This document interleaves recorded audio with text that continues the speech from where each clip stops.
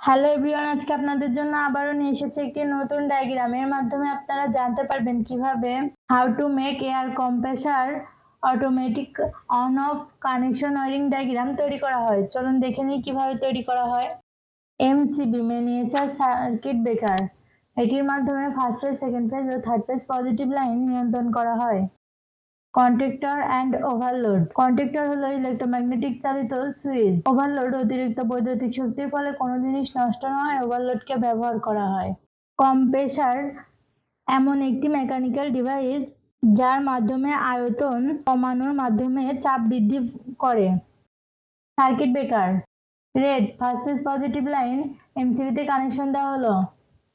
Yellow second phase positive line এমসিবিতে connection দেওয়া হলো। Blue third phase positive line এমসিবিতে কানেকশন দেওয়া হলো। ফার্স্ট ফেজ, সেকেন্ড ফেজ ও থার্ড ফেজ পজিটিভ লাইন কন্ট্যাক্টরে কানেকশন দেওয়া হলো। First phase positive line circuit ব্রেকারে কানেকশন দেওয়া হলো। সার্কিট ব্রেকার থেকে ফার্স্ট ফেজ পজিটিভ লাইন ওভারলোডে কানেকশন দেওয়া হলো। ওভারলোড থেকে কম্প্রেসারে কানেকশন দেওয়া হলো। First phase, second phase, third phase positive line overload থেকে কম্প্রেসারে কানেকশন দেওয়া হলো।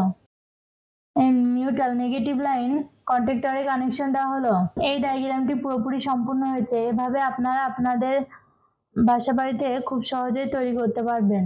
এই ভিডিওটির সাথে থাকার জন্য ধন্যবাদ। ভিডিওটি ভালো লাগলে লাইক ও সাবস্ক্রাইব করবেন। আমাদের চ্যানেলে কোনো ভিডিও বুঝতে যদি সমস্যা হয় অবশ্যই কমেন্টের মাধ্যমে আমাদের জানাবেন।